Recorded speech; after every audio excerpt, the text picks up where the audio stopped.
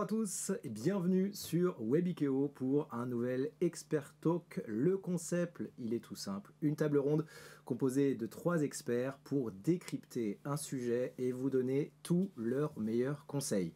Le sujet du jour, vous l'avez vu dans le titre, la réforme de la facturation électronique qui, comme vous le savez, concernera toutes les entreprises d'ici 2026. On va voir ça avec nos experts.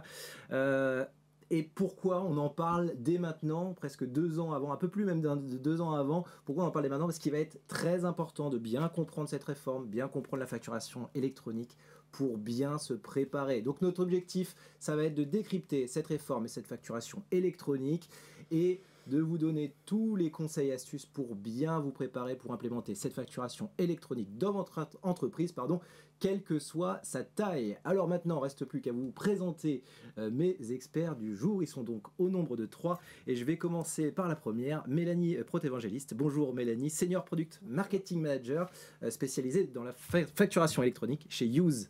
C'est bien ça. Est-ce que je peux vous demander une petite présentation, allez, on va dire en 30 secondes? Oui, alors, présentation d'Use, on est expert en démat et en traitement intelligent de la facture. Voilà, 30 secondes. Parfait. Et donc, Senior Product Marketing Manager. C'est bien ça. Ok, spécialisé dans la facturation électronique.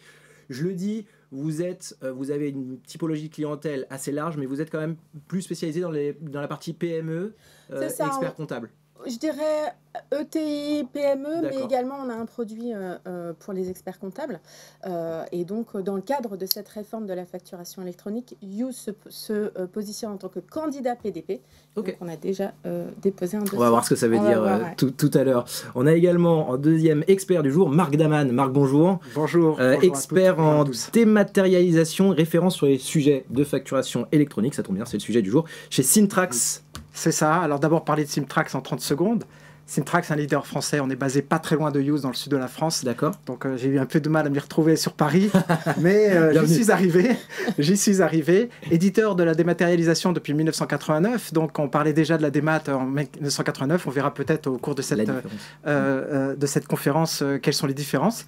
Et puis moi-même, je suis coordinateur, donc référent sur le sujet de la facturation électronique, coordinateur de toutes les relations avec les institutions publiques, auxquelles la Direction Générale des Finances Publiques, l'AIFE, et puis aussi les instances privées, dont on va parler justement en termes d'actualité. Avec grand plaisir. Et là, on va plutôt parler avec vous des moyennes entreprises. Peut-être on va un peu plus se spécialiser. Voilà, en fait, des entreprises qui ont une certaine taille et qui ont un système d'information assez hétérogène, avec des processus assez différents d'une entité à l'autre. Parfait. Et bienvenue sur Paris et bienvenue sur le plateau, Marc. Et enfin, je vais terminer avec Mathias Bonnard. Mathias, bonjour. VP Product Management chez Axway. Tout à fait. Petite présentation également. Donc moi je m'occupe de la solution de facturation électronique chez Axway. Donc Axway, on est un acteur international, on fournit des logiciels et des solutions cloud pour les entreprises, surtout les grandes entreprises internationales très souvent, et on leur fournit des moyens de sécuriser, d'automatiser l'ensemble de leurs flux, que ce soit les flux de données internes ou externes avec leur écosystème. Clients, fournisseurs, etc. C'est parfait. Merci beaucoup. Voilà, 3 experts pour couvrir tous les sujets de ce sujet de la facturation électronique. Je vous le rappelle, avant de commencer, ce talk est évidemment interactif. Vous pouvez poser toutes vos questions dans le chat à nos experts. On essaiera de sélectionner les questions au fur et à mesure. Et dans tous les cas, on a une partie de questions-réponses à la fin de cet expert talk. Allez, on est parti. Je vous propose de commencer par une première partie avant de vous donner les solutions. On l'a expliqué, on l'a compris, il faut quand même un petit peu définir ce qu'est la facturation électronique. Marc l'a dit tout à l'heure, la facturation électronique, la dématérialisation, ça existe depuis longtemps. Alors moi, première question, facturation électronique, mais je fais déjà de la facturation électronique puisque j'envoie un PDF, une facture en PDF. Bon, vous allez me dire, vous, expert que vous êtes, vous allez me dire non, c'est pas ça. Mélanie, est-ce que je peux vous demander déjà dans un premier temps, est-ce qu'on peut commencer par définir ce que c'est une facture électronique dans son nouveau sens peut-être? Oui, bien sûr. Alors effectivement, c'est un des premiers prérequis à bien comprendre. C'est que, Romain, en envoyant une facture en PDF ou en Word via email, ça n'est pas une facture électronique au sens de la réforme qui arrive en France. Okay, donc ce qu'on appelle une facture électronique, c'est une facture avec un format structuré. C'est-à-dire que ça va permettre à la machine de lire cette facture et de pouvoir optimiser son traitement.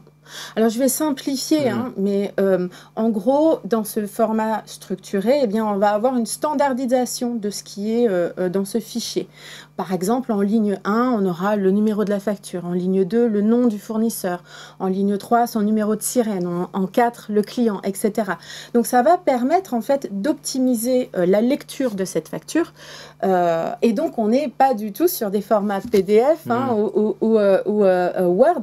Bien évidemment, moi, je parle beaucoup avec d'entreprises qui me disent « Mais moi, je fais de la facturation électronique depuis 10 ans. Ça fonctionne très bien. Je suis prêt. » Et donc, voilà. Donc, à partir du moment où on a déjà compris ce premier prérequis, on sait qu'il y a un petit peu de travail à faire pour pouvoir être conforme à cette nouvelle réforme qui va arriver. Bon, déjà, c'est bien de connaître la différence, en tout cas, entre facture électronique et facture numérique, c'est ça la différence. Voilà. C'est ça. Parfait. Concrètement, qu'est-ce que ça change entre les deux marques? Alors, je crois que Mélanie l'a très bien positionné en fait en termes d'un PDF. Alors juste un petit constat, si on part de ce constat, plus de 60% aujourd'hui des entreprises continuent à envoyer en fait, à diffuser et à créer une facture au format PDF. Donc on voit qu'en fait le gap est assez important par rapport à ce qu'on est en train de parler de la structure. Sinon, ils l'envoient comment? En papier? On a encore plus de 50%, entre 40 et 50% des entreprises envoient une partie de leur facture en papier. D'accord. Oui, oui, avec ce qu'on appelle des machines de mise sous pli. On est vraiment à la poste. On tape un petit peu à la poste et on diffuse cette facture. Donc on se rend compte quand même que le mécanisme à mettre en place au niveau des entreprises est assez important. Alors si on revient un tout petit peu, si vous me le permettez, je reviendrai en 3 points en fait sur ce que effectivement les changements que ça va apporter au niveau de l'entreprise. Mélanie l'a très bien dit, c'est un fichier structuré. Alors on peut se dire pourquoi un fichier structuré? Tout simplement parce qu'un PDF c'est le lisible, c'est-à-dire qu'on est dans une approche papier de la facture. Et donc ce lisible va être conservé, archivé, mais uniquement visible par l'œil humain. Et la machine, comme l'a très bien dit Mélanie, c'est-à-dire une application électronique, informatique, votre logiciel comptable par exemple, ou le futur portail de la facturation électronique, ne vont pas être en capacité de lire ces informations. Donc déjà, digitaliser maintenant la relation client-fournisseur n'est plus une utopie, puisqu'aujourd'hui, il va falloir mettre la donnée au centre de ces échanges. Et le lisible ne sera qu'une conséquence de cet échange, et non plus au centre de cet échange. Ça, c'est le premier point. Ensuite, le deuxième point, c'est l'utilisation des nouvelles technologies. C'est-à-dire qu'en termes d'utilisation des nouvelles technologies, on a 2 technologies, et on a un représentant parmi nous ici, Mathias, au niveau des API, qui sait extrêmement de quoi il parle. C'est-à-dire, les nouvelles technologies vont permettre de travailler sur cette donnée, contrairement à nous. On se rend compte aujourd'hui de l'intelligence artificielle, ce qu'elle est en capacité de faire, ce sont ni plus ni moins que des machines qui discutent entre elles. C'est le même principe. Donc l'intelligence artificielle va nous, nettoyer la donnée, nous vérifier la donnée, nous collecter cette donnée, nous permettre ensuite de la traiter à travers les API. Alors je ne veux pas rentrer dans trop la technique parce que ça va nous perdre un petit peu notre auditoire, mais tout simplement ce qu'il faut comprendre, c'est qu'au niveau de les API, c'est tout simplement la capacité entre 2 applications d'échanger. Voilà. Format numérique. Et donc, cette structure va nous apporter ce changement, qui est un changement de paradigme très important pour l'entreprise, parce que le boulanger du coin, il en est loin.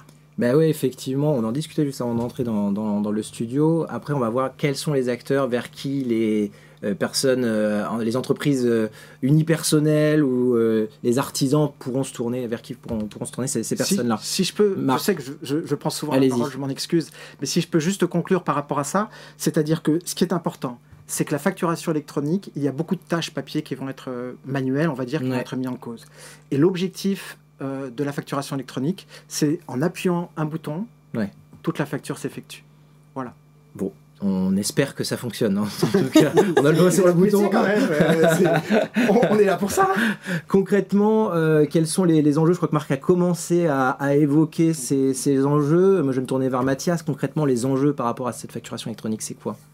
En fait, je pense qu'il y en a 3. Donc là, le premier objectif, le premier enjeu, c'est vraiment la digitalisation, comme on l'a dit. C'est-à-dire arriver à créer et à traiter, dans l'autre sens, des factures qui soient vraiment des factures structurées. Et ça nécessite de réfléchir au processus interne et à savoir de quelle application métier, de quels outils on a besoin pour pouvoir créer ces données. Et de manière, comme on l'a dit, déterministe et de manière sécurisée. C'est ça la première chose. La deuxième chose, et c'est là où c'est la partie la plus importante si on veut vraiment tirer profit de la facturation électronique, c'est l'automatisation. Marc en a parlé, c'est-à-dire avoir le moins de tâches manuelles possible. Et ça va permettre de fiabiliser le processus et de réduire les coûts de traitement. Aujourd'hui, on sait, il y a plusieurs études qui montrent que le gain, il est vraiment très significatif. Hein. Donc pour les entreprises qui ont quelques factures, effectivement, il y a un gain, mais c'est les gens qui ont des centaines, des milliers, des dizaines de milliers, voire des millions de factures, là, le gain est énorme. Le troisième enjeu, c'est aussi, une fois que vous avez implémenté la facture électronique, c'est d'avoir un minimum de suivi. Parce que c'est bien beau, effectivement, d'automatiser les processus, mais si vous ne pouvez pas les suivre, c'est-à-dire si vous ne pouvez pas être sûr que la facture a bien été envoyée, a bien été validée, a bien été archivée et a bien été reçue de l'autre côté, ben, vous n'avez pas de visibilité dans votre processus. Et là, les gains sont moindres puisque vous êtes un peu, finalement, en aveugle par rapport à cette automatisation. Bon, parfait, merci. Pour revenir conclure sur cette partie de vraiment facturation électronique et cette dématérialisation, est-ce qu'on pourrait se projeter là-dedans pour les personnes qui nous regardent en fonction de leur typologie d'entreprise? Je vais peut-être me tourner vers Mélanie déjà pour avoir peut-être les avantages pour les PME et peut-être aussi les experts comptables. On en parlait tout à l'heure avec les artisans. Oui, alors les avantages de la démat, ils sont nombreux. Hein. Dès qu'on va mettre en place une solution de dématérialisation de facture, eh bien les avantages vont être immédiats et mesurables. Déjà, dans un premier temps, ça va permettre de diviser les cycles de validation et de décision par 5, voire par 20, en fonction de l'entreprise. Okay. Et oui, parce que une fois que les factures vont être intégrées dans un outil, elles vont pouvoir être mises dans un processus d'approbation intelligent.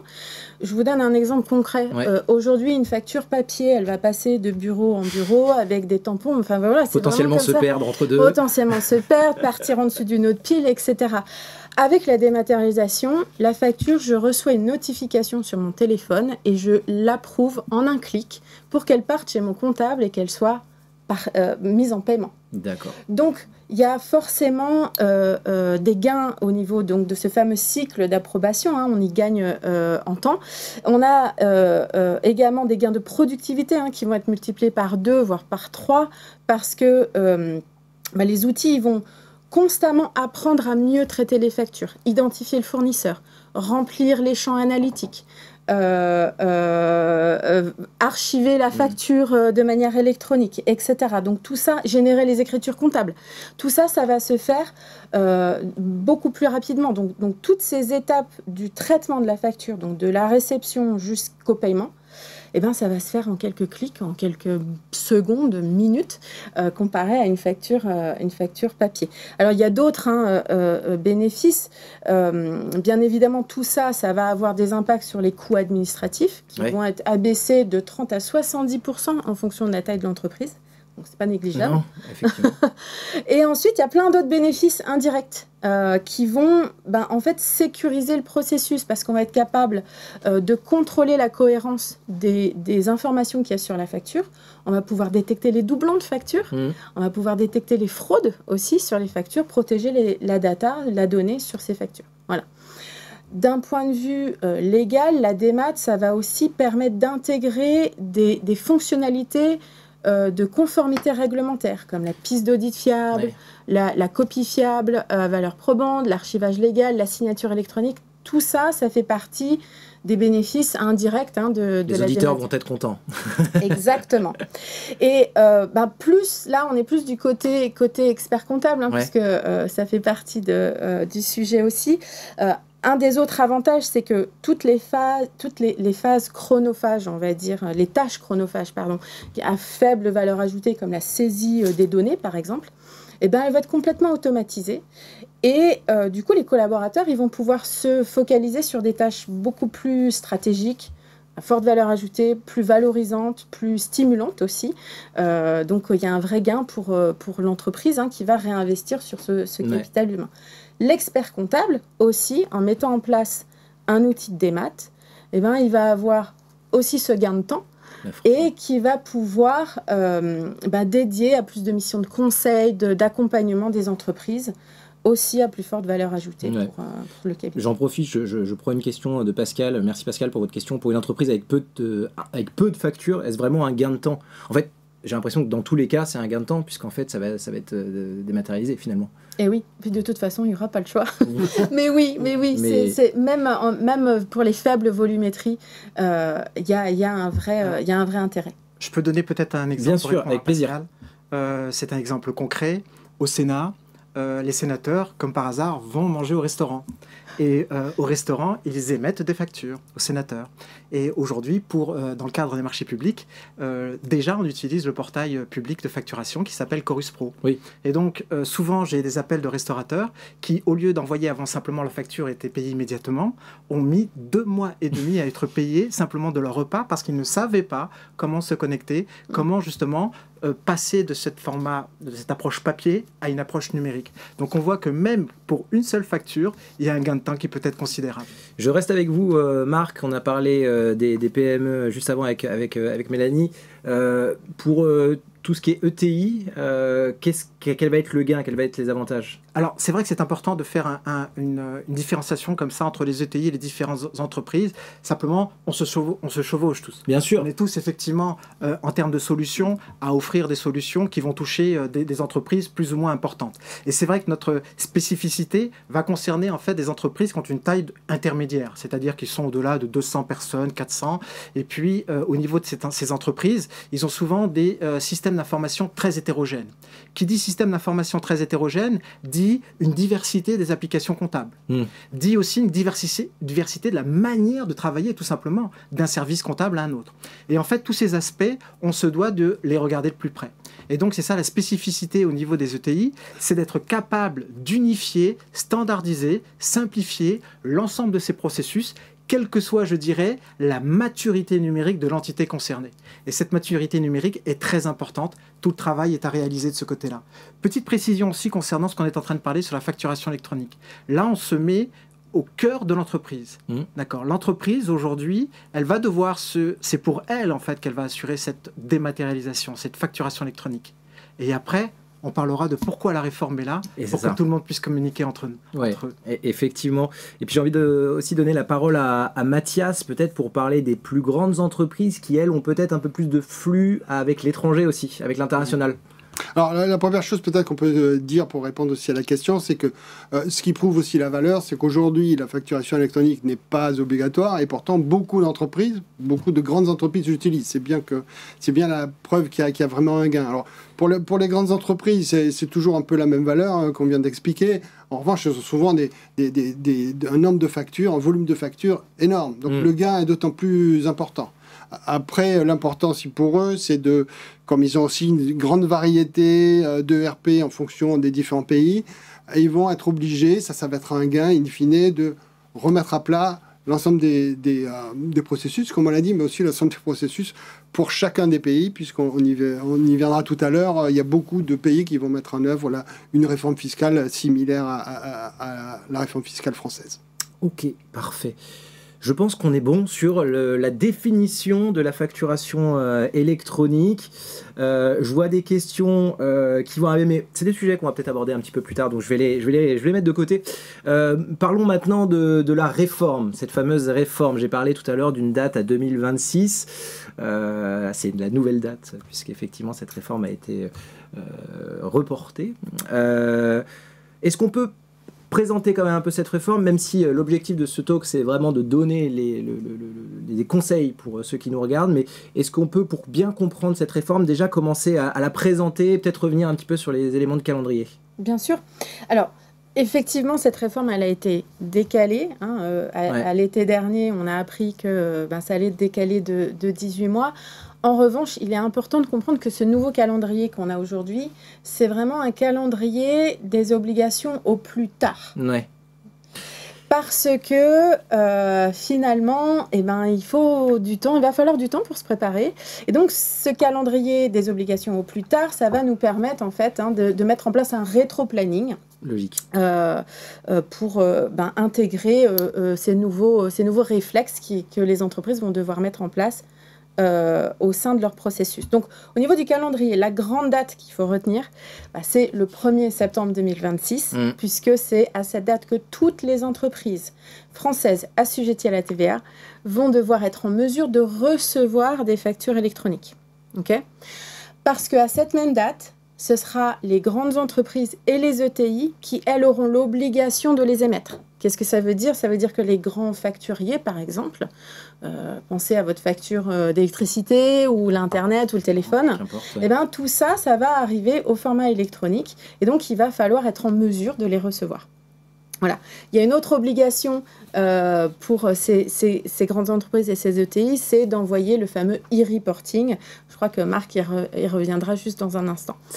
Et donc la deuxième vague, c'est un an plus tard. C'est l'envoi finalement. C'est un an plus tard, c'est 1er septembre 2027, où ce sera autour des PME, des TPE et des auto-entrepreneurs également, qui auront eux aussi l'obligation maintenant d'envoyer des factures électroniques et également ce fameux e-reporting. Non mais vous faites bien d'en parler parce qu'on parle de toutes les entreprises, auto-entrepreneurs étant de fait une entreprise. Donc attention les auto-entrepreneurs aussi, soyez bien au courant. Oui. Ça c'est important de bien comprendre. Alors dans l'article qui a été publié fin 2023, qui reprécise ce nouveau calendrier, l'État se réserve quand même le droit de potentiellement redécaler encore de 3 mois.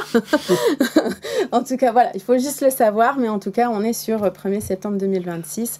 Donc encore une fois, sur des obligations au plus tard. Voilà, parce que ça va nous permettre d'avoir ce fameux rétro-planning. Et d'ailleurs, les choses avancent. Hein. On va avoir des éléments d'ici fin d'année pour commencer potentiellement à tester en vrai. Parfait. Moi, j'ai envie de faire un petit point d'actualité, puisque, en fait, en mars, je crois début mars, le 7 mars, il y a eu la journée de la facturation électronique, où il s'est dit pas mal de choses, je crois. Est-ce qu'on peut faire un petit point d'actualité avec vous, Marc? Oui, avec plaisir. Et puis, je vais pouvoir enchaîner sur ce que vient de dire Mélanie au niveau des 2 dispositifs. Ouais. Donc, il existe le premier dispositif qui concerne la facture électronique, comme on l'entend. La facture électronique, c'est quoi? C'est entre 2 assujettis à TVA. C'est-à-dire que quelqu'un qui paye de la TVA d'un côté et quelqu'un qui collecte la TVA de l'autre. Okay, quand on est en face, effectivement, dans cette condition, ça veut dire qu'on doit échanger une facture au format électronique. Mais il y a d'autres cas d'usage. Dans les autres cas d'usage, c'est que vous-même, vous êtes assujetti à la TVA, vous collectez de la TVA pour l'État français, et puis la personne en face, elle ne collecte pas de la TVA pour l'État français, peut-être pour son pays d'origine. Donc pour répondre aussi à la question de Pascal tout à l'heure, il parlait d'une facture à l'émission, mais il a des fournisseurs peut-être. Ce restaurateur dont je parlais tout à l'heure, il a des fournisseurs, il doit les payer. Et donc à partir de là, 2 possibilités, soit le fournisseur est français, on se retrouve dans la facturation électronique, échange une facture électronique, soit il n'est pas français, mais c'est la personne qui collecte la TVA qui va devoir déclarer les informations, les données de facturation. On revient toujours à la donnée, et ça c'est important. Donc ce qu'on a dit sur la facturation électronique, c'est que chaque entreprise se prépare de son côté. Donc ça, ils nous ont donné 2 ans pour le faire. C'est très important de comprendre ça en fait. On n'est pas là pour... Les entreprises, bien sûr, doivent se mettre en conformité, mais c'est notre métier de les accompagner dans cette conformité, donc il ne faut pas qu'elles s'inquiètent. Par contre, effectivement, il faut qu'elles se mettent en cheval de bataille pour pouvoir faire la facturation électronique. Une fois que cette facturation électronique a été faite, on en a justement parlé pendant cette journée de la facturation électronique, qui a donc eu lieu au Palais Brongniart le 7 mars. Donc c'est le Forum national de la facture électronique, dont je fais partie dans les groupes de travail, effectivement, qui a organisé cette session. Alors, le premier point que je voudrais vous dire par rapport à ça, c'est 70 acteurs. 70 acteurs qui ont composé cet événement. On est 4 millions d'entreprises en France. C'est-à-dire qu'on se rend compte que déjà entre le ratio, si je fais juste une règle de 3, une division tout simplement, on se rend compte que le nombre d'entreprises qui vont pouvoir être accompagnées en fonction du nombre des acteurs, ça va être un petit peu compliqué. Donc déjà, il faut commencer à en parler. Donc au niveau de que retenir de cette journée de la facturation électronique? Le premier point, c'est qu'il y a eu l'intervention, donc comme je vous l'ai dit, je suis le référent auprès des institutions publiques, et donc il y a un renforcement de l'équipe publique. La direction générale des finances publiques a été renforcée avec un nouveau directeur de projet et avec une personne, Arnaud, qui est une personne qui a mis en place le site impôt.gouv que tout le monde connaît. Et donc ça veut dire toute une partie interministérielle qui n'existait pas au préalable. Mélanie a parlé tout à l'heure de dire qu'on pouvait peut-être décaler de 3 mois. On voit que l'équipe déjà a été renforcée. Donc au niveau du décalage, très peu de chances que ça arrive. Ça, c'est le premier point. Le deuxième point qui est important, c'est ce qui a été mis en place, c'est au niveau technique maintenant. Tout d'abord, il va y avoir effectivement ce qu'on va appeler un annuaire. D'accord. Un annuaire, ça va permettre ensemble. Chacun se prépare de son côté. Comment on va pouvoir discuter les uns avec les autres? C'est à travers un annuaire. Comme pour la Poste. on doit connaître l'adresse du destinataire. C'est exactement la même chose. C'est-à-dire chacun va devoir être référencé, c'est ça? Exactement. Toutes les entreprises? Toutes les entreprises vont devoir être référencées. Soit, on en reviendra tout à l'heure au niveau des acteurs, donc je ne vais pas en parler maintenant. La deuxième chose, c'est, et je crois que Mathias en a parlé un tout petit peu tout à l'heure, ça va être le cycle de vie, la traçabilité de la facture. C'est-à-dire qu'aujourd'hui, on a envoyé une facture et on attendait qu'elle soit payée. Et bien demain, ce ne sera plus le cas. Il va falloir suivre cette facture. Il va falloir dire quand est-ce qu'on a reçu le paiement de cette facture. Quand est-ce si elle est en litige. Toutes ces informations seront mises à disposition. Donc on est revenu sur ces éléments-là au niveau de la journée de la facturation électronique. Et dernier point pour terminer, il s'agit du décret qui est sorti le 25 mars, effectivement, qui lui... Allez, en résumé, qu'est-ce qu'il décrit? Il va décrire les conditions dans lesquelles nous, acteurs de la dématérialisation, on va travailler. C'est-à-dire les plateformes de dématérialisation privées, à quel cahier des charges vont-elles devoir répondre, et puis aussi la phase pilote qui va commencer donc en 2025. Donc on va rentrer dans le vif du sujet au niveau de cet interfaçage au niveau des entreprises. Donc 3 points, un annuaire, un cycle de vie et une phase pilote. Ok, merci pour ce point d'actualité détaillé. En tout cas, Marc, je me tourne vers Mathias maintenant. On a parlé des avantages tout à l'heure de la facturation électronique, les avantages de cette réforme. Tout à l'heure, Marc en a parlé un petit peu, effectivement, parce qu'on parle des acteurs, des entreprises. Il y a aussi effectivement une partie pour l'État. Si on fait un résumé des avantages de cette réforme, quels sont-ils? Alors, ça dépend de quel point de vue on se place, bien sûr. Donc, les objectifs. Les objectifs de cette premiers de cette réforme, si on se place du côté de l'État, c'est vraiment déjà de lutter contre la fraude. Ça, c'est vraiment l'objectif principal au départ. Le deuxième objectif pour l'État, c'est d'être capable de suivre en temps réel l'économie, l'activité économique du pays. Donc ça, c'est certains pays s'en sont aperçus pendant le Covid. C'est en ayant au préalable mis en place une réforme similaire, ils se sont aperçus que finalement c'était un bon outil, même si c'était pas l'objectif original de poursuivre l'activité et l'évolution et les tendances. Voilà. Ça c'est le deuxième grand avantage et objectif de l'État. Côté entreprise, c'est ce qu'on a dit tout à l'heure, c'est qu'on va les forcer à automatiser tout leur processus, de réduire les coûts, de les fluidifier et d'améliorer l'efficacité. Donc ça, c'est un point très important.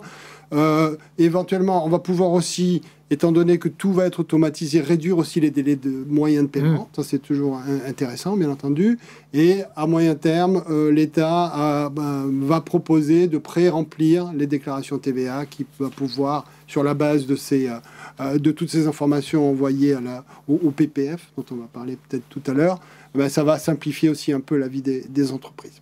Bon, ce que je comprends d'ores et déjà, c'est qu'il y a un gros travail de préparation, mais qu'à la finalité, c'est de simplifier et d'optimiser tous les flux. Je pourrais rajouter une chose. Marc, allez-y. Non, juste sur... En fait, on a bien compris que chacun se prépare de son côté pour, en fait, son propre... de manière, une approche égocentrique, on va dire. Mais en fait, ce qu'il faut comprendre, c'est que c'est tout l'écosystème de la gestion financière qui va être touché. Demain, toutes ces informations seront à disposition des banques. Donc, pour qu'une entreprise puisse être accompagnée financièrement, ils vont utiliser ce genre d'informations. Donc, toutes les informations vont servir à contribuer notamment au financement aussi des entreprises. Je vous invite à lire un excellent article qui a été réalisé par Sabrina Huet, qui était ancienne de l'AIFE, qui est aujourd'hui chez Cabinet Juillet, et qui, en fait, a parlé en fait, de cette partie-là, qui explique en quoi, effectivement, ça va changer au niveau des banques, l'approche, la discussion entre l'entreprise et son banquier. Donc, ça va bien au-delà de simple entreprise, capacité de discuter les uns avec les autres. C'est tout l'écosystème de la finance qui est touché par cette réforme. Alors on commençait à évoquer les différents acteurs, parce qu'effectivement, sur cette facturation électronique, ce qu'il faut noter, au-delà de l'élément facturation électronique, c'est qu'il va y avoir de nouveaux acteurs dans cette dématérialisation. Pour comprendre le schéma, le but n'est pas de rentrer dans le détail, mais de comprendre qu'est-ce que ça change concrètement. J'aimerais me tourner vers Marc et Mélanie. On parle d'un schéma en Y. Qui veut commencer pour nous expliquer? Allez, Mélanie. C'est bien expliqué. Avec plaisir. Alors, moi, pour expliquer le schéma en Y, j'aime bien commencer avec le cas de l'Italie. D'accord. L'Italie qui a mis en place la facturation électronique interentreprise depuis 2019. Donc ça fonctionne déjà depuis 5 ans. Et ils ont mis en place ce qu'on appelle un modèle centralisé, un modèle en V. qui repose sur une plateforme publique, unique, mise à disposition par l'État italien, où toutes les entreprises italiennes viennent déposer et reçoivent leurs factures. C'est pour ça qu'on appelle ça le modèle en V. Via des API, c'est ça? Non, enfin, bref. Voilà. Rentre dans le détail, Sans trop rentrer dans le détail. On essaie de faire simple. Et donc, la France, qui, elle, a choisi un modèle en Y, qui est un modèle décentralisé, ce qui caractérise, en fait, ce modèle en Y, c'est l'apparition d'acteurs privés, qu'on appelle des PDP, donc des plateformes de dématérialisation partenaires, qui vont être immatriculées par l'État. Marc, je crois, y reviendra tout à l'heure. Et donc, ces plateformes, ce modèle en tout cas, va reposer sur ce fameux annuaire dont on parlait tout à l'heure, qui est en fait la clé de voûte, parce que c'est lui qui va aider les plateformes à savoir où les factures vont devoir être routées. Okay. Donc, ce qu'il faut retenir, en fait, pour les entreprises, parce que souvent, on me dit, mais moi, le schéma Y, je ne comprends pas ce que c'est. Et je dis, mais finalement, ça, c'est un peu de la tuyauterie. C'est pas à l'entreprise de comprendre. Ça va être à nous, les acteurs, de gérer tout ça, parce que ça va se passer en coulisses. Ce qu'il faut comprendre dans cette réforme, c'est que les entreprises ne pourront plus s'échanger des factures par email, directement de client à fournisseur. Elles devront passer par des plateformes, qu'elles soient privées ou qu'elles soient publiques. Donc, il y aura un choix à faire, un choix d'outils dont on va parler tout à l'heure. Oui, effectivement, parce qu'on a une question, effectivement, de... je vais envoyer une question tout à l'heure. Il va y avoir différentes plateformes de dématérialisation des factures. Effectivement, il va y avoir plusieurs plateformes. On pourra y revenir juste après. Marc, vous voulez compléter? C'était assez complet, c'était bien. Ah oui, non, mais c'est pour ça que j'ai toujours dit qu'il fallait commencer à... Mais en fait, ce qu'il faut comprendre, c'est que l'Italie, pourquoi elle a fait ce choix? Ce choix existe déjà en France depuis 2017. Dans le cadre des marchés publics, on se doit déjà de passer par le portail Chorus Pro. Ouais. D'accord. Qui est le portail qui existe, qui s'appelle Portail de service Chorus Pro. Demain, le PPF, donc le portail public de facturation, devrait s'appeler pareil. Petite info, petit scoop. Donc, pourquoi en fait la France a fait ce choix, contrairement à l'Italie? C'est que l'Italie a décidé que les autres flux de factures électroniques qui existaient déjà allaient continuer en parallèle du portail public pour les entreprises. Et donc, ça veut dire que toutes les entreprises italiennes qui transmettaient leurs factures au format PDF doivent passer par ce nouveau portail en Italie.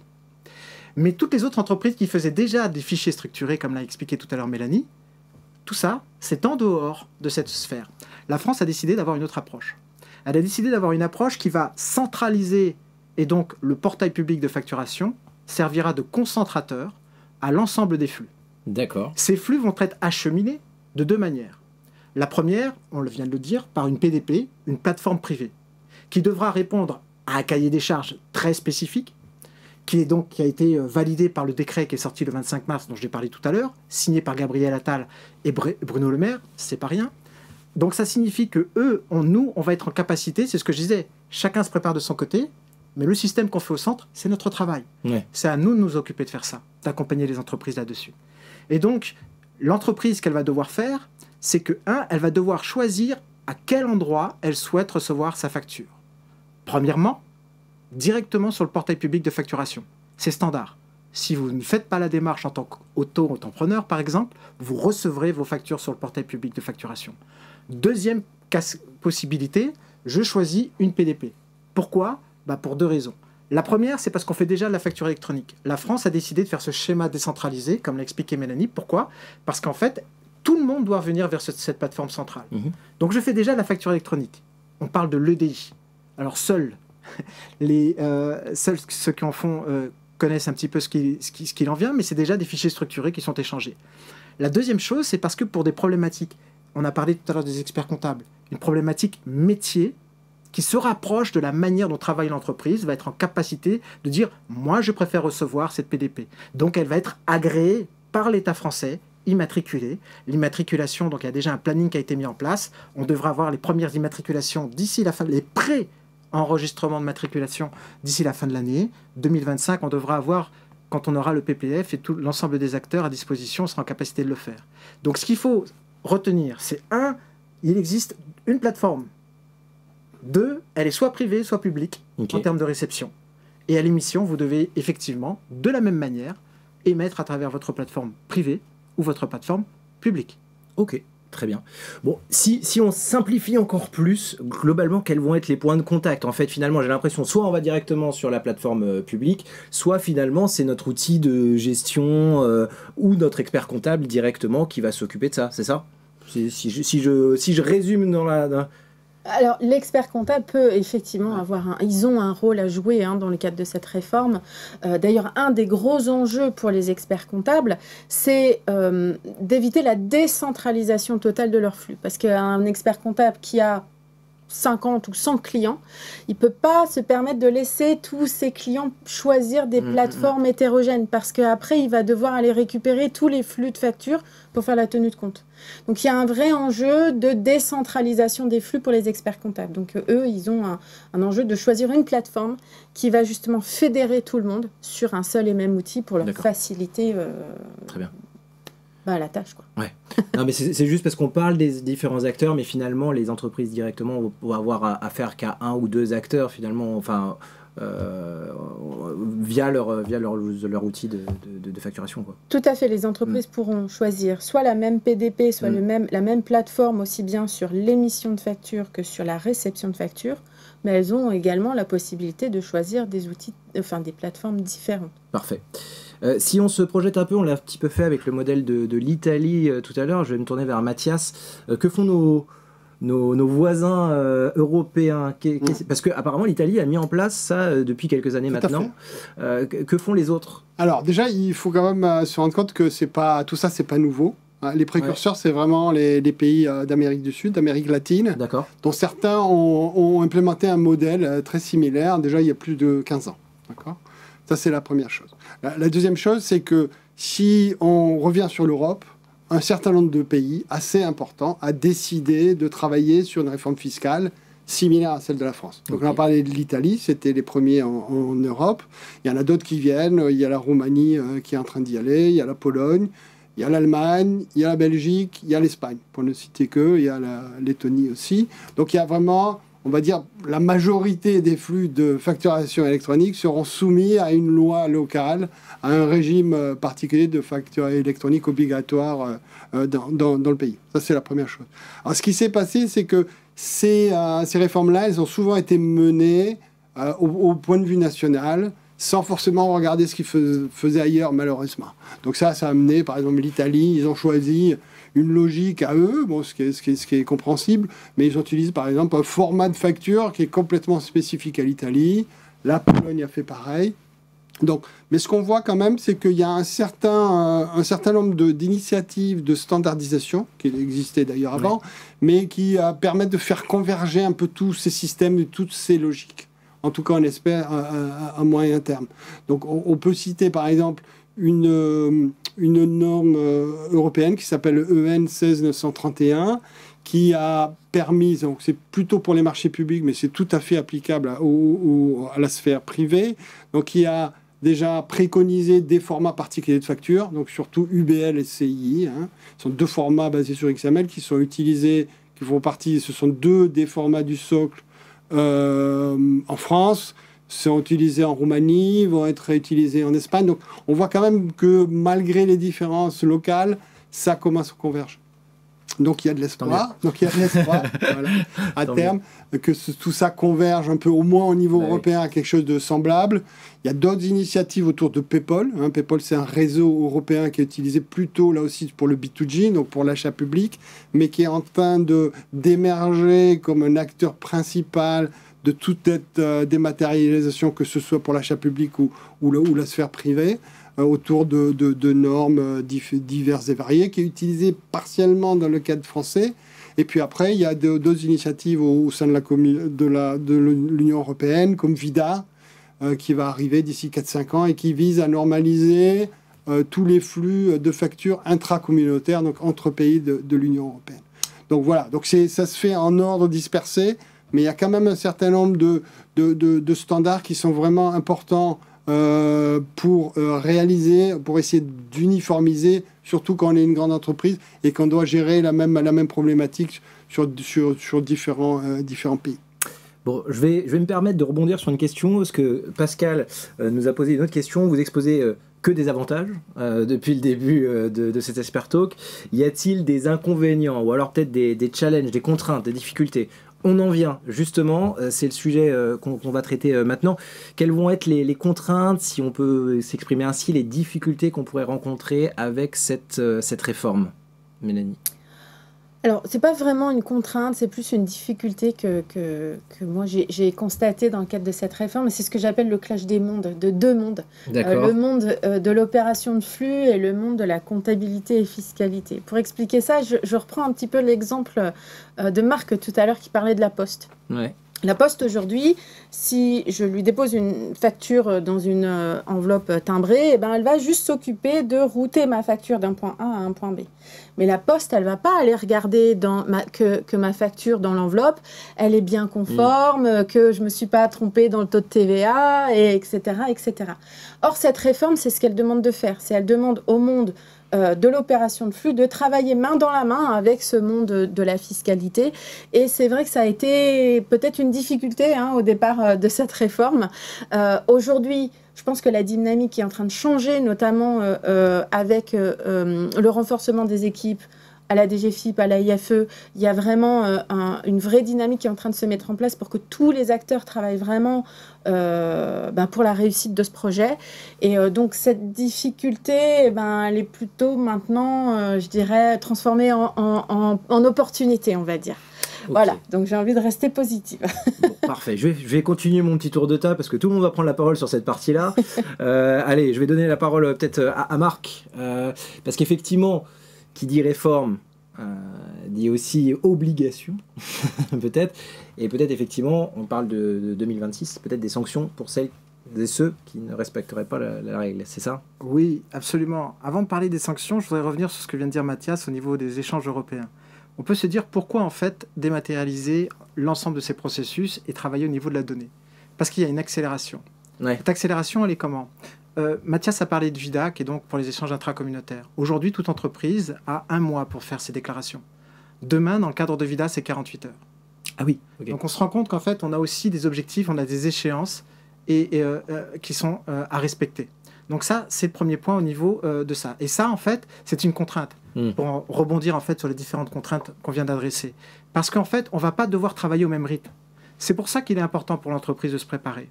C'est pour ça qu'il est important de faire cette transition numérique aujourd'hui. Mais la vraie transition numérique. Ça, c'était pour commencer juste Parfait. sur Merci. Cette partie-là. Revenons aux contraintes et aux difficultés. C'est important.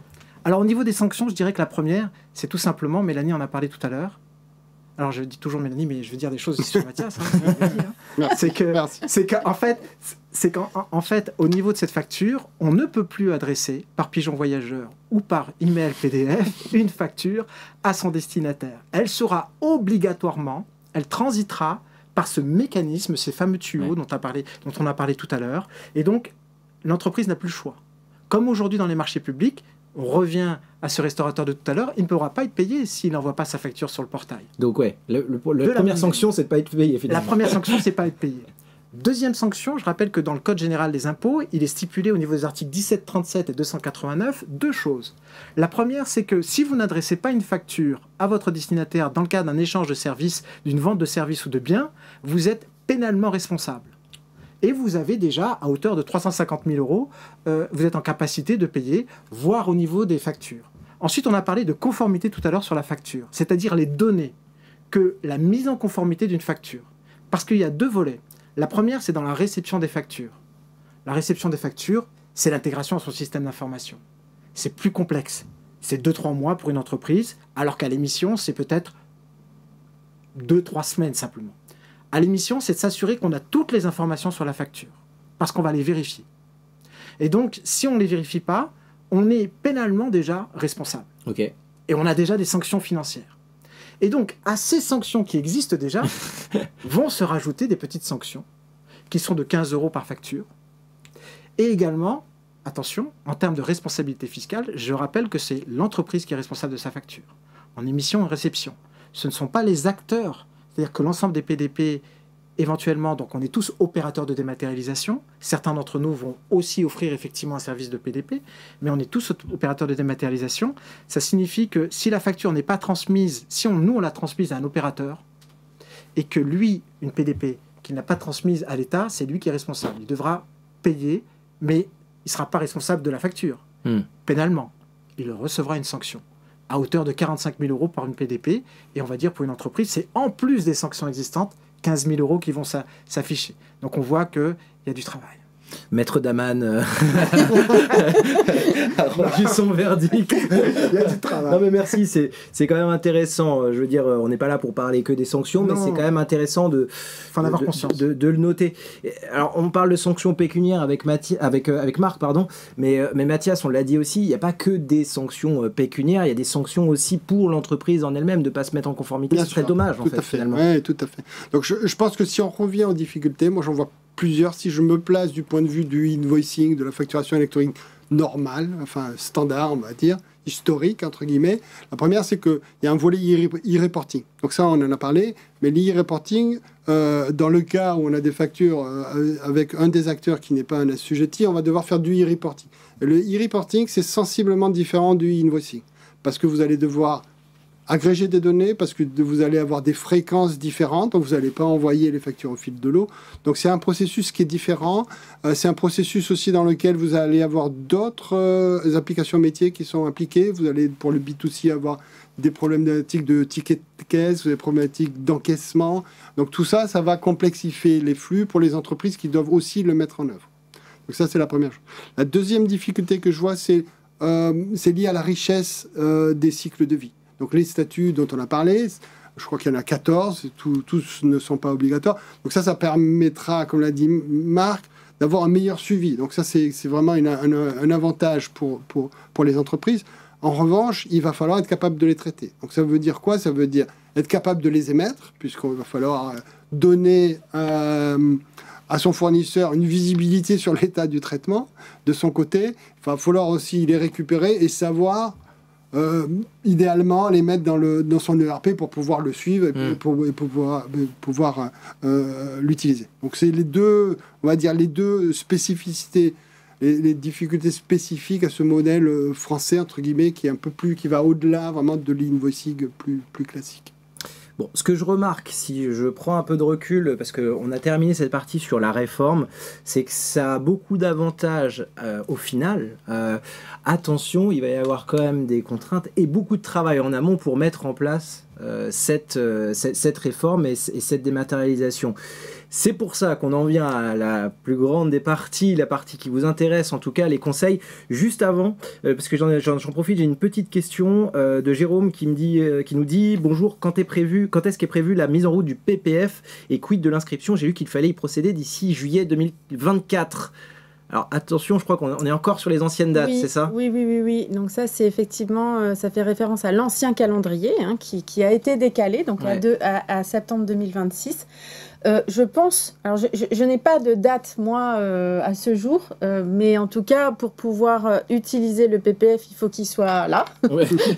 C'est pas encore le cas. Et pour pouvoir choisir le PPF en tant que plateforme, je pense que ce sera très certainement vers 2025. Je me retourne vers mes compères. Oui, 2025. Je peux peut-être répondre à cette question si vous voulez. Oui, effectivement. Donc il y a une phase pilote dont j'ai parlé tout à l'heure et une phase de qualification. À ne pas confondre. La phase pilote, c'est-à-dire qu'on échange de vraies factures.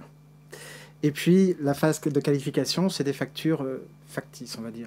Je ne veux pas utiliser le terme de fausse facture parce que ça peut être mal interprété. Mais tout simplement, en fait, ça c'est 2025. Donc 2024, on finalise les spécifications techniques, l'ensemble des acteurs, on se met d'accord de la manière dont on va pouvoir discuter les uns avec les autres, tout le mécanisme, le jeu de Lego qui est en train de se mettre en place. 2025, les phases pilotes de qualification. Et puis après, 2026, le début. Donc pour cette personne-là, c'est septembre 2026 qu'il devra choisir sa plateforme. Et comme je l'ai indiqué tout à l'heure, s'il ne choisit pas, il sera automatiquement sur le PPF. Ça, c'est un élément important parce qu'en fait, toutes les entreprises vont devoir passer, on l'a dit tout à l'heure, par un opérateur de dématérialisation. D'accord? Qu'il soit une plateforme PD privée ou qu'il soit la plateforme publique. Ça, c'est une certitude. Mais pour les gens qui ont très peu de volume, il restera le mode portail. D'accord? Où les gens pourront déposer leurs factures ou recevoir leurs factures en se connectant avec leurs identifiants de l'État. Donc ça, c'est important aussi de signaler pour ceux qui sont auto-entrepreneurs notamment, si vous n'avez pas une quantité de factures absolument très importante. Très bien. Donc ça, c'est important de le signaler. Et Et j'ai oublié ce que je voulais dire, mais ça arrive. Mais c'est pas grave, ça va revenir. Ça va revenir. Ça me permet en tout cas d'enchaîner, puisqu'effectivement, on va passer à cette partie de choix de la solution. Vous êtes là aussi pour... merci en tout cas déjà pour cette présentation de la facturation électronique et de cette réforme. On y voit un petit peu plus clair. Maintenant, effectivement, le but de cet Expert Talk, c'est de donner bien des conseils à ceux qui nous regardent. Comment bien se préparer? Alors ça, c'est vraiment... si on prend autant d'avance... Et je pèse mes mots quand je dis autant, parce que finalement, c'est que dans quoi, un peu plus de 2 ans, prenez de l'avance. Voilà, c'est le premier conseil, prenez de l'avance. Comment bien se préparer? Moi, je vais me tourner déjà vers Mélanie, puisqu'apparemment, il existe des étapes, en tout cas, il y a des étapes qui ont été identifiées sur la préparation. En tout cas, peut-être, c'est un retour d'expérience que vous avez, de votre propre expérience. Quelles sont les étapes pour bien se préparer?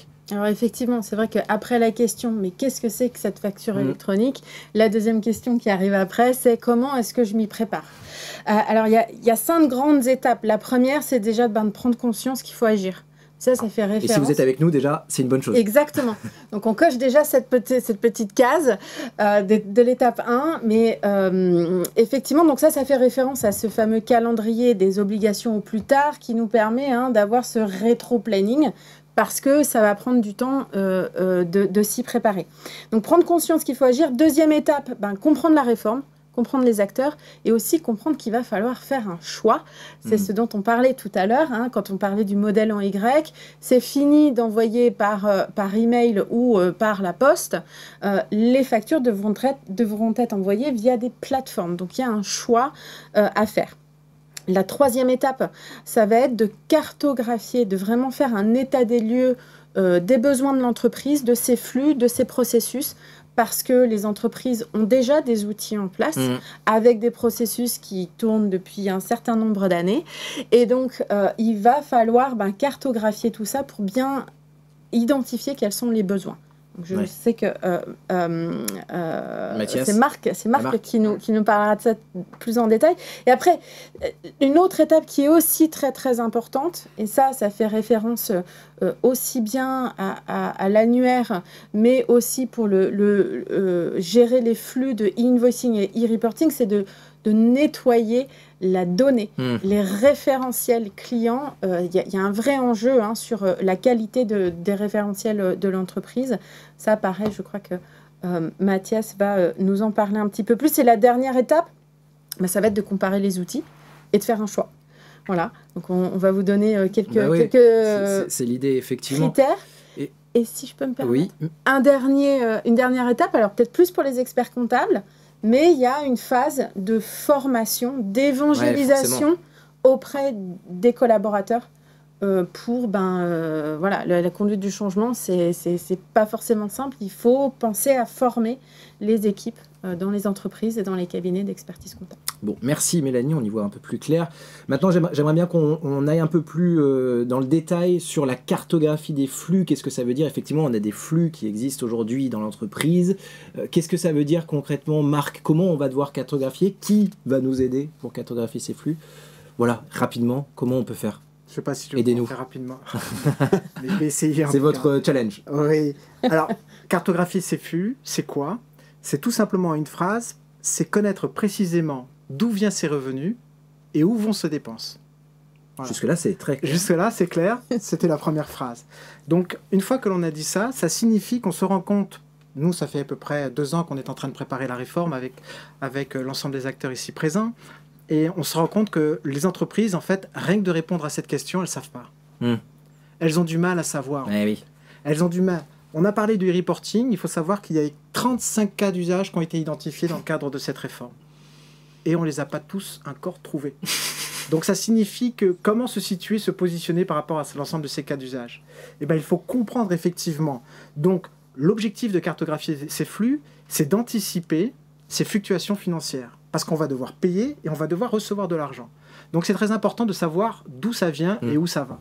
Donc ça, c'est extrêmement important. Donc, cartographier ces flux entrants. Combien j'ai de fournisseurs? Est-ce qu'ils sont tous français? Est-ce qu'ils rentrent dans le cadre du e-reporting? Est-ce qu'ils rentrent s'ils sont étrangers? Est-ce qu'ils rentrent dans le cadre effectivement de invoicing, du coup s'ils sont français? Deuxièmement, c'est ces flux sortants. Est-ce que j'adresse, on a parlé tout à l'heure de la caisse, donc est-ce que je suis boulanger? Est-ce que je vais devoir, à chaque fois que je vends une baguette, émettre une facture au portail? Non. Le logiciel de caisse sera en capacité de communiquer normalement, directement. Il faudra que le boulanger soit au courant. Ouais. Donc c'est pour ça qu'il y a l'évangélisation qui est importante, pour qu'il sache qu'il doit acheter une caisse qui soit compatible avec cette réforme. C'est ça l'enjeu pour l'entreprise. Donc au niveau de ces flux entrants et ces flux sortants. Et on voit que la complexité aujourd'hui, la plus importante, c'est la cartographie de ces flux entrants. On se rend compte que c'est quand même assez important. Et dans les flux sortants, c'est juste la mise en conformité, c'est-à-dire s'assurer que l'ensemble des informations soient présentes sur la facture. Et on en revient à la qualité de la donnée, chose que connaît parfaitement Mathias. Pour une fois, te lancer la perche. Mais pour dire que en fait, cette qualité de données est importante. On l'a vu, il y a des outils de nouvelles technologies, parce que la nouvelle technologie se base sur la donnée. Et vous avez vu, pour ChatGPT, elle peut vous sortir n'importe quoi si la donnée n'est pas bonne. Mathias, la qualité de la donnée. Alors, oui, donc effectivement, c'est important. Non, mais effectivement, parce que je ne sais plus combien il y a de critères sur la facturation électronique, mais effectivement, il faut que la donnée de base soit de qualité. Il y a plus, donc, si les données ne sont pas bonnes, on a parlé de référentiels notamment, donc globalement, la première chose, c'est si les données ne sont pas bonnes, s'il manque des mentions, ou si il y a des tests. Donc, il y a un ensemble de tests, je pense que tu en as parlé, Marc, de validation d'une facture qui va être effectuée soit par la PDP que vous avez choisi, soit par le PPF. Donc ça, si les données ne sont pas bonnes, déjà, votre facture va être rejetée et ça va induire des délais parce que vous allez devoir comprendre pourquoi, corriger, renvoyer. Donc ça, c'est la première chose. Et c'est encore la meilleure des choses qui puissent vous arriver, je dirais. Une autre chose qui peut vous arriver, c'est que si vos données fournisseurs ne sont pas bonnes, que votre facture ne soit pas aiguillée vers le bon fournisseur ou en tout cas vers le bon acheteur. Oui, le bon acheteur. Donc ça encore, ça va donner des délais de paiement. Et si d'autres données plus importantes ne sont pas présentes ou sont incorrectes, là, ça va vous obliger à envoyer une facture avec des données incorrectes. Donc vous obligez à corriger par un avoir, typiquement, ou renvoyer la facture. Et ça encore, ça va induire des délais supplémentaires. Donc, quand on parle d'automatisation, on réfléchit toujours en taux d'exception. C'est-à-dire, OK, tout est optimisé. De temps en temps, vous allez avoir des erreurs. Le tout, bien entendu, c'est de limiter au plus ce pourcentage d'erreurs pour que vous gagniez vraiment, que tout roule et que vous puissiez détecter et gérer les exceptions. Quand elles arrivent, il y en a toujours, mais en tout cas, les limiter le plus possible. Et donc, ça, c'est dû essentiellement à la qualité de la donnée. Okay. Qui va nous aider à faire ça? Parce qu'on parle effectivement de ça, hein. On parle de cartographier ces flux, mais alors moi je suis incapable de cartographier les flux. Enfin, qui peut nous aider à faire ça? C'est notre travail. Ouais. Et puis en même temps, il y a deux aspects dans la cartographie des flux. Alors d'abord, on a parlé de l'annuaire tout à l'heure, mais peut-être qu'il faut apporter cette précision. Sur quoi se base l'annuaire? L'annuaire va se baser en fait sur le SIRET et le SIREN de l'entreprise, qui va être l'acheteur ou le vendeur. Donc c'est ça qui va permettre le routage avec d'autres informations qui sont des services. On peut rentrer un petit peu dans un détail. On appelle ça effectivement une brique de j'ai oublié le terme, mais c'est pas très grave.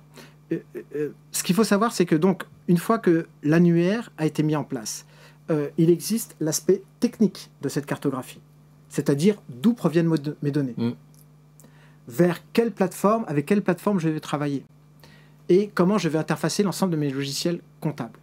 Et puis après, il y a l'aspect fiscal. C'est-à-dire qu'il faut comprendre, si, comme je l'ai dit tout à l'heure, est-ce que effectivement mon client vient de l'étranger? Et dans ce cadre-là, il existe aussi des accompagnants. Et nous, on travaille par exemple avec des accompagnants, des consultants externes qui sont en capacité d'apporter cette expertise au niveau fiscal.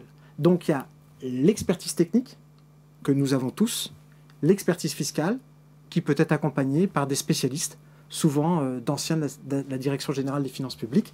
On est toujours mieux servi par des personnes qui savent un petit peu de quoi il en retourne. Voilà. Donc ça fait partie de notre métier. C'est pour ça qu'aujourd'hui, en tant qu'opérateur de dématérialisation, notre travail va bien au-delà. Aujourd'hui, nous, on fait de la facturation, je l'ai dit, depuis 1989. On l'imprimait au départ. Ensuite, on l'a envoyé par email. Et on a dit, hipipi pourra. Vive la dématérialisation.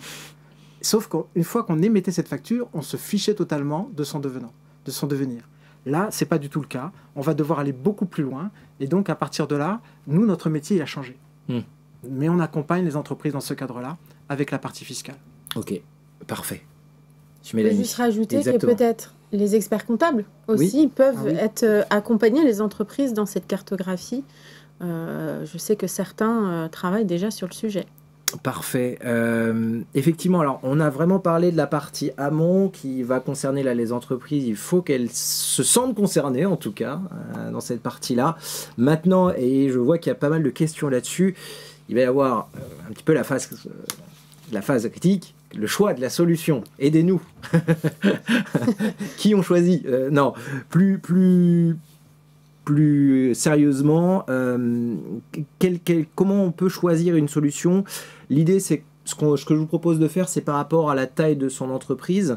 Comment on peut choisir Marc, si on parle des ETI, comment on peut choisir une solution? Alors j'en ai parlé un petit peu au début de la conférence, mais pour ceux qui n'étaient pas là, d'abord, c'est un système d'information très hétérogène. Ça signifie quoi? Plusieurs applications de gestion comptable. Donc là, déjà, il faut se poser la question, d'où vient ma donnée? Elle vient de plusieurs sources. Donc déjà, il y a une complexité par rapport à ça. Donc au niveau des experts comptables, c'est comprendre déjà la complexité de son système d'information. Ça, c'est le premier enjeu d'une ETI. À partir de là, une fois que ça a été vu, Mathias en a parlé tout à l'heure, c'est au niveau des volumes de facturation. Quel est mon volume de facturation que je dois traiter mensuellement? Toujours pareil, deux aspects. Le premier, c'est volume entrant. Certaines entreprises reçoivent plus de factures qu'elles en émettent. D'autres, c'est complètement l'inverse. D'accord? Aujourd'hui, Orange, par exemple, je travaille avec la responsable du projet facturation électronique chez Orange. Ils émettent une quantité de factures qui est astronomique. Forcément. Donc, ils ont beaucoup plus de factures à l'émission qu'à la réception. Donc ça, c'est un premier point. Donc, le volume, la complexité de son système d'information, et après, de l'autre côté, en résumé, ce qu'il faut faire, c'est trouver une solution. Peut-être que dans le départ, on a dit tout à l'heure qu'il y avait peut-être la possibilité d'avoir une solution pour couvrir l'ensemble de ces différents aspects. Il y a peut-être une combinaison de solutions dans un premier temps. Et je vais m'expliquer. Aujourd'hui, par exemple, si vous travaillez déjà avec le secteur public, vous devez émettre avec le secteur public. Donc passer par Chorus. Mais aujourd'hui, si vous travaillez avec le secteur public demain, vous ne pourrez pas passer par une PDP pour émettre votre facture. Vous devrez continuer. Tout simplement, pourquoi? Parce que la loi n'a pas changé. Quand vous travaillez dans les marchés publics, vous devez vous identifier en votre nom. Quand vous passez par une plateforme de dématérialisation partenaire, vous passez au nom de l'entreprise, au travers de cette entreprise. Donc, dans le cadre des échanges publics, vous devez vous identifier, ça veut dire quoi concrètement pour les entreprises qui nous écoutent? C'est d'avoir un identifiant, un compte sur le compte public. Parce que si on passe par une plateforme privée, on n'est pas obligé d'en avoir. D'accord. Donc déjà, on voit bien que si on a deux types de facturation publique-privée, déjà, c'est compliqué. Et après, le mécanisme du Lego, c'est, là je rejoins tout à fait Mélanie et Mathias là-dessus, c'est d'avoir un outil unique qui soit capable de centraliser l'ensemble de ces informations. Alors, est-ce que cet outil, ce sera plutôt la solution qui est ici à ma gauche, la mienne, une autre? Voilà, c'est à discuter, mais il faut tenir compte des enjeux et il faut surtout choisir un partenaire qui comprenne l'ensemble des enjeux de la réforme.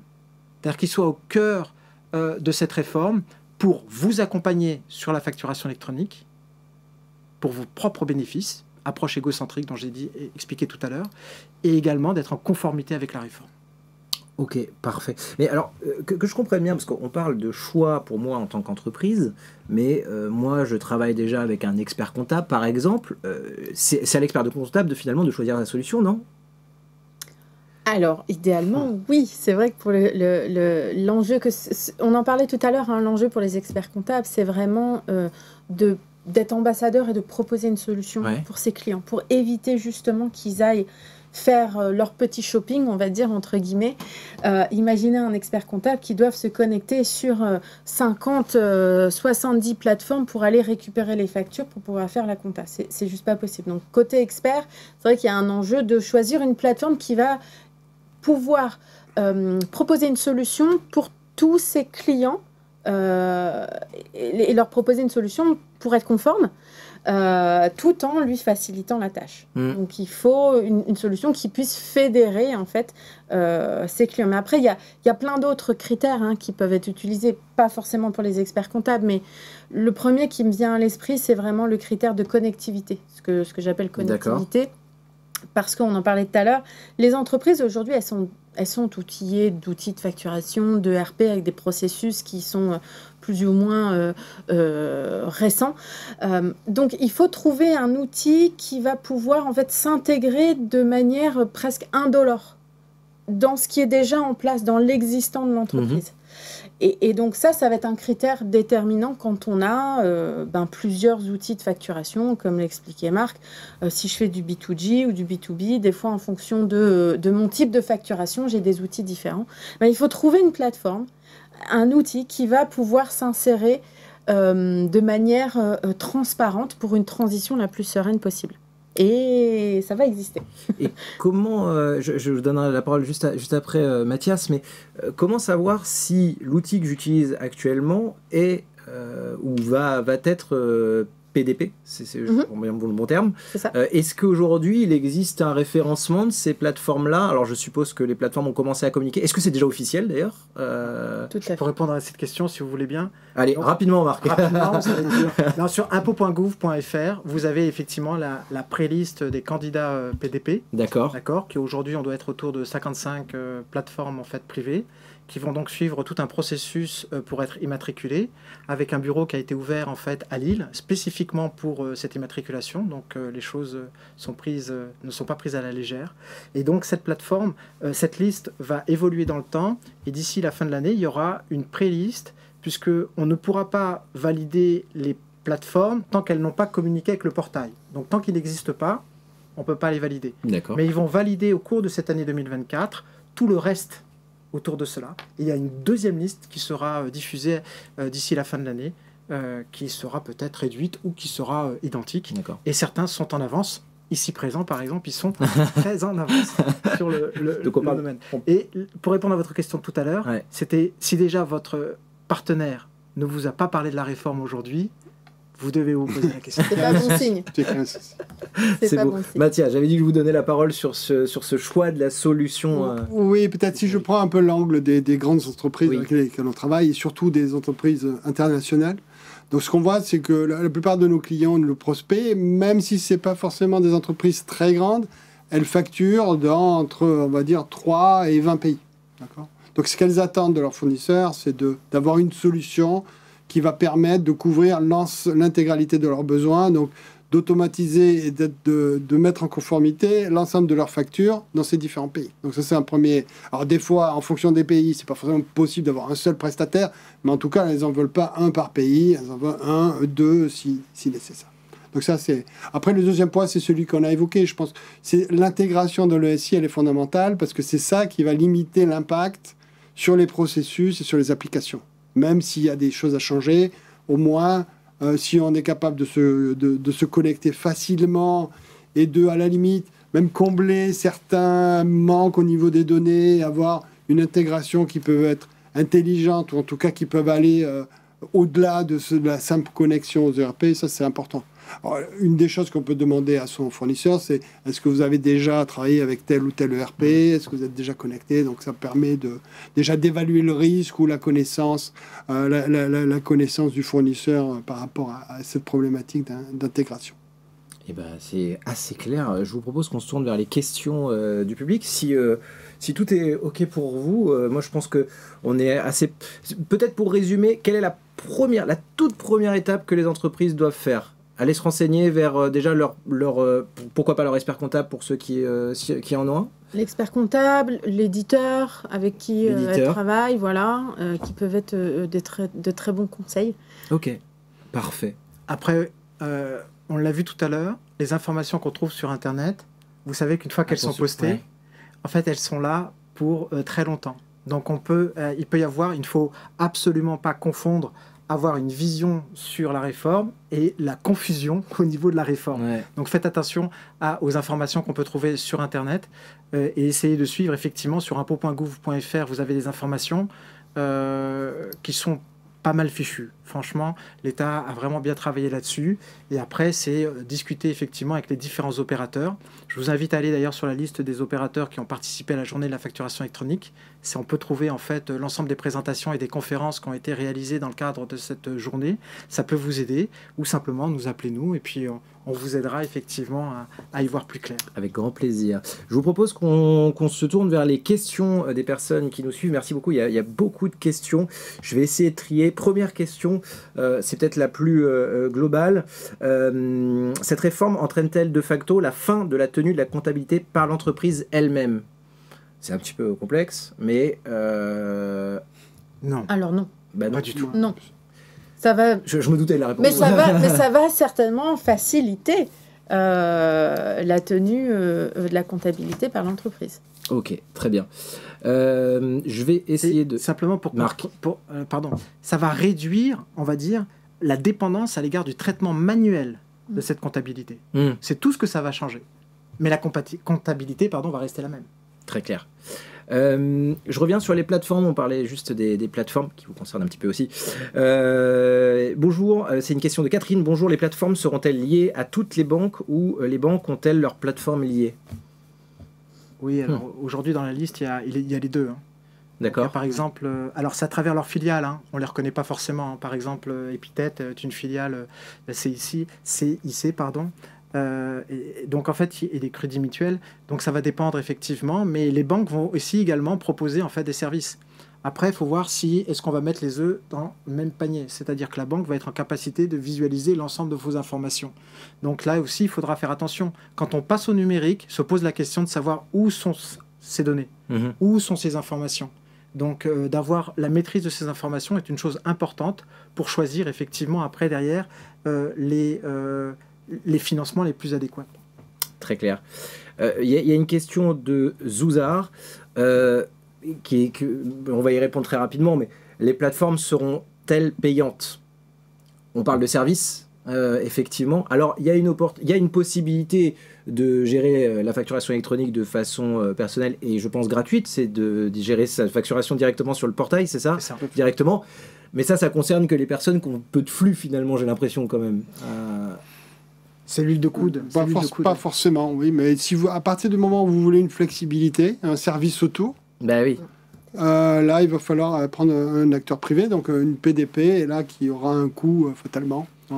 Tous les opérateurs de dématérialisation, même en dehors des PDP, en fait, hein, parce qu'en tant qu'opérateur de dématérialisation, nous offrons nos services de manière payante, mais ce sont des vrais services, en fait. Et c'est une vraie plus-value, en fait, pour l'entreprise. Donc ça, c'est important de le comprendre. Donc c'est sûr qu'il y a un investissement à réaliser, mais c'est comme tout investissement, il y a des bénéfices qui en découlent. Parfait. Je regarde, j'essaie de trier un petit peu les questions. Il y a des questions super intéressantes. Alors, voilà. Comment faire quand nous sommes une micro non assujettie à la TVA et facturant à 90% des particuliers, et surtout sans expert comptable pour accompagner? On prenait un petit peu le cas du boulanger de tout à l'heure, j'ai l'impression. Oui. Alors, dans ce cadre-là, effectivement, quand on est non assujetti à TVA, tout simplement, déjà, quand on ne se trouve pas dans l'annuaire, c'est qu'on n'est pas concerné par la réforme. D'accord. Donc ça, c'est déjà un premier point. Que ce soit... voilà. Donc, toute non assujetti à TVA n'est pas concernée par la réforme. C'est important de le savoir. Mais si ils sont redevables de la TVA, attention, il faut bien faire la distinction. Hein. Donc les auto-entrepreneurs sont bien dans le champ de la réforme et donc auront l'obligation d'être conformes à cette réforme. Absolument. Pour répondre à la question sur les flux vers les particuliers, eh bien, en fonction de la volumétrie, encore une fois, tout repose sur cette fameuse cartographie dont on parlait tout à l'heure, parce que finalement, ça dépend des besoins de l'entreprise. Le portail public, il aura un périmètre fonctionnel qui va être limité. Mathias parlait de peu d'automatisation. Il n'y aura quasiment pas d'automatisation qui sera possible sur le PPF. On ne pourra pas générer des écritures comptables, etc. Donc, ça dépend vraiment de ce dont on a besoin. Pour tout ce qui est facturation vers les particuliers, ça pourra potentiellement continuer d'être fait via email, mais il faudra bien garder en tête que ces transactions devront donc faire partie dans ce fameux e-reporting. Voilà, et ça sera toute la difficulté. Donc, soit on peut continuer, si c'est 3-4 factures par mois, bon ben voilà, c'est gérable, on peut faire son e-reporting de manière manuelle, mais après, tout dépend de la volumétrie et si on parle en plus de flux vers l'international, donc là, voilà, il faut... J'ai eu l'occasion de voir une ébauche en fait du prochain portail. Et il va y avoir un espace, en fait, on appelle ça des domaines de facturation, dans lesquels on pourra effectivement faire sa déclaration de reporting ou sa déclaration de facture. Donc, déclaration de reporting, ça veut dire que c'est celui qui est assujetti à la TVA, c'est-à-dire qu'il la collecte ou qui la paye. Ça, c'est très important. Encore une fois, si les deux, effectivement, ne sont pas impartis, mais dans ce cadre-là, il faut se rapprocher fiscalement d'un conseiller. Parce que là, il faut effectivement, faut pas se tromper. Parce que sinon, il peut y avoir un redressement par rapport à ça. Donc, c'est important pour cette micro-entreprise de bien se renseigner vis-à-vis de ça. Et j'interviens pas mal dans les CCI. Et les CCI commencent en fait à parler énormément de cette réforme. Et donc, ce sera intéressant pour lui de se rapprocher de sa CCI le cas échéant. Je reste sur le sujet de l'e-reporting. On a Julie qui nous demande, le e-reporting pourra-t-il être réalisé par la même plateforme que celle utilisée pour le e-invoicing? Mathias qui me fait oui, comme ça. Tout à fait. Tout à fait. Hein. Tous les PDP vont offrir les deux. Hein. Ça, c'est une obligation. De toute façon, ça fait partie des services obligatoires que doivent rendre les PDP pour être considérés comme PDP, donc être immatriculés. Donc, normalement. Alors, comme a dit Mélanie tout à l'heure, il n'y a pas d'interdiction pour une entreprise de choisir plusieurs PDP. On pourrait choisir un PDP pour l'invoicing et une PDP pour les reporting. Je ne pense pas que ça soit le modèle standard vers lequel s'orientent les entreprises, mais après, on verra. Donc, les PDP, en principe, savent faire de l'e-reporting, comme de l'e-invoicing. C'est une obligation. C'est une obligation. C'est une obligation, donc il n'y a même pas de discussion à avoir. La PDP est en obligation de fournir, puisque je rappelle que l'immatriculation concerne toutes les fonctionnalités qui sont adressées par le PPF. D'accord ? Donc, c'est sur ce périmètre que la matriculation s'effectue. Et les PDP vont offrir effectivement, en tant qu'opérateur de dématérialisation, des services autour. Mais dans le cadre de la partie PDP, c'est une obligation d'adresser les deux dispositifs, e-reporting et invoicing. Très bien.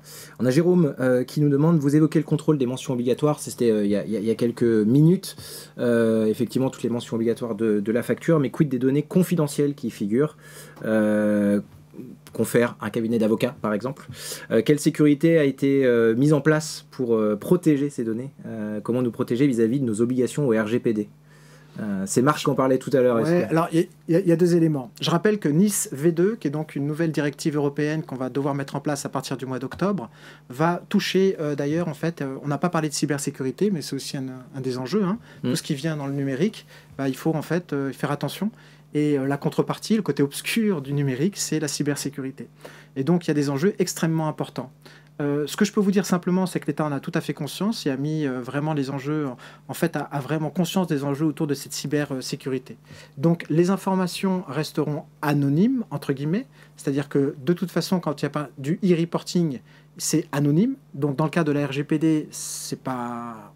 il n'y a aucune obligation puisque c'est une ligne de facture. C'est-à-dire que vous dites le montant que vous avez collecté ou que vous avez payé, et voilà, et c'est tout ce que vous faites. Ce sont des lignes en fait qui sont payées, et on ne sait pas à qui vous l'avez fait. Donc ça, c'est dans la RGPD, puisque ça, c'est à destination du public, d'accord, de chacun d'entre nous.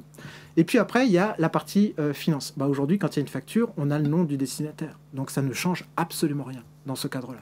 Donc en termes de conformité, par contre, le canal qui va acheminer les informations sera sécurisé. Ça fait partie des spécifications, ça fait partie des contraintes que les PDP ou que tous les opérateurs de dématérialisation se doivent de respecter. Donc il y a des normes 27001 avec effectivement le respect de la NIS V2 qui va arriver très prochainement. Ok, et on espère qu'on a répondu à votre question. On va en prendre quelques-unes qui restent. Virginie qui nous demande, un EPIC non assujetti à la TVA est-il concerné par la réforme? Un EPIC. Un EPIC? Ouais. Non, il faut être assujetti à la TVA. Les entreprises assujetties à la TVA. Voilà. Ok. Début 2025 pour cette personne, donc l'annuaire sera mis à disposition. C'est un mixte de 2 annuaires qui existent. Donc déjà, c'est l'annuaire qu'on retrouve effectivement sur la base Sirène. D'accord ? Donc vous pouvez, si vous faites annuaire gouvernement, vous allez retrouver toutes les informations vous concernant. Et cette base de données va être mixée avec l'annuaire Fiscale, de la Direction générale des finances publiques. Et c'est un mixte des deux, c'est pour ça qu'il y a une certaine complexité qui est en train d'être mise en place, qu'on a pris un peu de retard, qu'il y a eu ce décalage, parce qu'il y avait des éléments qui avaient mal été identifiés au départ dans la création de cet annuaire. Donc si on n'est pas dans l'annuaire, on peut continuer à envoyer du PDF. Le PDF n'est pas mort. J'ai une question effectivement très simple de Christophe. Bonjour, si je n'ai pas Internet, ça marche comment? Tout simplement. Ça marche pas. Ouais, non. Voilà, c'est tout. En fait, c'est le gouvernement qui l'a décidé ainsi. Ouais. Et c'est d'ailleurs, Mathias en a parlé, c'est au niveau européen.